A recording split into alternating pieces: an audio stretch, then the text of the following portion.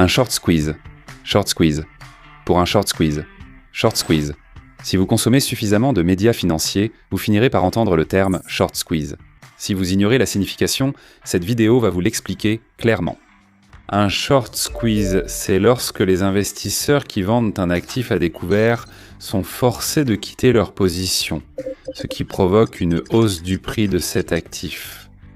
Ce phénomène ressemble souvent à une hausse soudaine du prix, ce qui pousse de nombreux vendeurs à découvert à clôturer leur position, entraînant ainsi une seconde augmentation du prix de cet actif.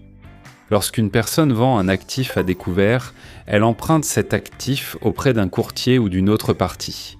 Ensuite, elle vend cet actif au prix actuel. Le principe de leur vente à découvert, le fondement de leur opération, est qu'à un moment donné dans le futur, le prix sera nettement, significativement inférieur au prix auquel ils ont vendu cet actif. Ainsi, lorsqu'ils rachètent l'actif à ce nouveau prix plus bas et le rendent à l'entité auprès de laquelle ils l'avaient emprunté, l'écart effectif, la différence entre le prix auquel ils ont pu le vendre et celui auquel ils l'ont racheté, devient leur bénéfice sur l'opération.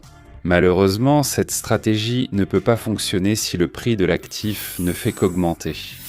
Lorsqu'un actif qu'ils pensaient avoir baissé augmente à un certain moment, ils devront accepter leur perte et racheter l'actif à ce nouveau prix gonflé. S'il y a beaucoup de vendeurs à découvert qui ont tous pris la même position contre un actif et que son prix augmente, il y a un jeu du chat et de la souris où vous ne calculez pas seulement si le prix va baisser, mais aussi si vous devez acheter et couvrir votre position maintenant avant que les autres vendeurs à découvert ne décident de le faire eux-mêmes. La raison pour laquelle cela provoque une escalade, c'est que plus il y a de vendeurs à découvert qui couvrent leur position, plus il y a d'achats forcés de l'actif, ce qui entraîne simplement des prix de plus en plus élevés. Fait intéressant, il n'y a aucune limite à la quantité de positions vendeuses sur un actif particulier. La folie des actions même du début de 2021 avec des noms comme AMC et GameStop reposait sur une série de paris à haut risque sur ces entreprises qui faisaient l'objet de très grosses positions vendeuses.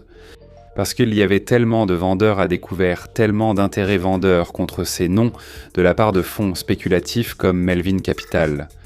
Les investisseurs qui ont pris le contre-pied de cette opération ont largement profité de l'énorme quantité d'achats forcés qui a eu lieu, quand tous ces vendeurs à découvert ont dû racheter leur position lors de la montée des prix.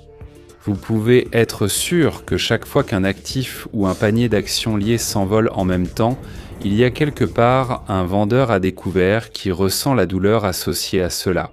Nous allons attendre et nous allons attendre et nous allons attendre jusqu'à ce qu'ils ressentent la douleur, jusqu'à ce qu'ils commencent à saigner. C'est ce que je veux. Mais qu'en est-il de nos clients qui nous ont confié leurs économies? C'est moi qui décide quand vendre. Il ne s'agit pas de toi, il s'agit de toi. D'accord, Maha, c'est moi qui décide quand vendre. Donc à un niveau micro, c'est un phénomène très courant lorsqu'il y a de la volatilité sur le marché. Cependant, des cas comme la frénésie des actions mêmes, impliquant GameStop, AMC et quelques autres noms au début de 2021, constituent un phénomène relativement rare. Cela fait la une des journaux et se produit de manière aussi publique et extrême.